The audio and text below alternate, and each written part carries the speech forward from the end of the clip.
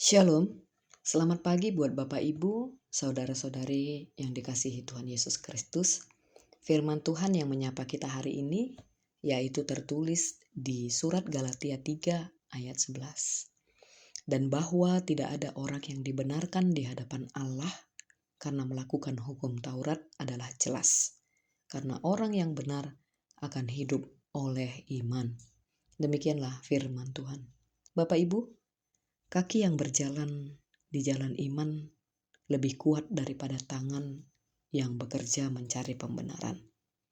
Demikianlah kalimat yang bisa menjadi pengantar renungan kita saat ini. Jemaat Galatia terdiri dari orang-orang bukan Yahudi yang telah menerima Injil melalui pemberitaan Paulus. Setelah Paulus pergi, guru-guru palsu dari Yahudi Kristen datang mengajarkan bahwa orang bukan Yahudi harus disunat dan menjalankan hukum Taurat untuk bisa diselamatkan. Mereka berpendapat iman kepada Yesus saja tidak cukup, harus ditambah dengan perbuatan hukum Taurat. Akibatnya, banyak jemaat menjadi bingung dan goyah, hampir meninggalkan Injil kasih karunia. Paulus sangat marah dan heran karena ajaran ini menganggap salib Kristus tidak cukup dan mengembalikan mereka ke perbudakan. Di pasal 3 inilah Paulus membuktikan dengan kuat bahwa pembenaran di hadapan Allah hanya oleh iman, bukan oleh perbuatan hukum Taurat. Ia mengingatkan jemaat Galatia bahwa mereka menerima Roh Kudus dan mukjizat karena percaya kepada Injil, bukan karena menaati hukum Taurat. Seperti Abraham yang dibenarkan oleh iman. Demikian juga semua orang yang beriman, baik Yahudi maupun bukan Yahudi. Sebaliknya siapa yang mengandalkan hukum Taurat berada di bawah kutuk, karena Taurat menuntut ketaatan sempurna yang tidak ada seorang pun sanggup memenuhinya. Paulus lalu mengutip Habakuk 2 ayat 4. Orang yang benar akan hidup oleh iman. Ini menegaskan bahwa memang sejak perjanjian lama, cara hidup yang benar di hadapan Allah adalah melalui iman, bukan melalui usaha menaati hukum Taurat. Ayat ini merupakan pukulan telak terhadap ajaran Yudais. Paulus ingin jemaat mengerti hukum Taurat itu tidak pernah dirancang untuk membenarkan orang. Ia hanya menunjukkan dosa dan kutukan kita. Karena pembenaran itu selalu datang dari iman kepada janji Allah.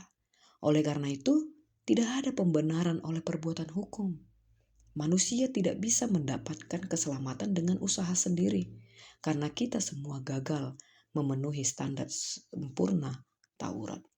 Yang kedua, pembenaran hanya oleh iman. Artinya keselamatan adalah anugerah Allah melalui kematian dan kebangkitan Yesus Kristus. Kita hanya perlu percaya dan menerimanya. Ayat ini adalah panggilan untuk kembali ke Injil murni, Bapak Ibu. Jangan tambahkan apapun ke salib Kristus. Ayat ini juga mengingatkan kita agar jangan jatuh ke pemikiran bahwa hubungan dengan Allah itu bergantung pada seberapa baik kita beribadah, berpuasa, atau menjalankan aturan gereja. Melainkan kita dituntut hidup setiap hari oleh iman kepada Kristus. Intinya Bapak Ibu, jangan pernah coba mendapatkan atau mempertahankan hubungan yang benar dengan Allah lewat usaha atau aturan sendiri. Keselamatan dan hidup Kristen yang benar hanya datang dari iman, yaitu percaya dan bersandar total kepada apa yang sudah Yesus lakukan di kayu salib, bukan dari seberapa baik atau rajinnya kita. Jangan pernah mencoba membenarkan diri atau mempertahankan hubungan dengan Allah melalui usaha, ketaatan, performa rohani, atau aturan tambahan. Karena itu hanya mendatangkan kelelahan dan kutuk. Hidup yang benar di hadapan Allah hanya terjadi oleh iman saja, yaitu bersandar sepenuhnya pada apa yang sudah Yesus lakukan di kayu salib.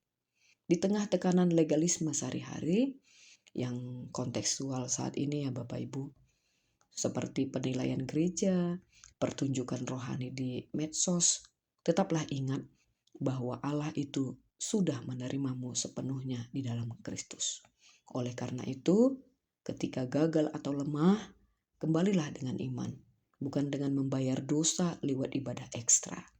Hasilnya adalah kehidupan Kristen yang lebih ringan, damai, bersyukur, bebas, dan mampu mengasihi orang lain dengan tulus tanpa persaingan atau penghakiman. Amin. Demikianlah renungan kita hari ini Bapak Ibu. Semoga harimu menyenangkan. Semangat, Tuhan Yesus memberkati. Shalom.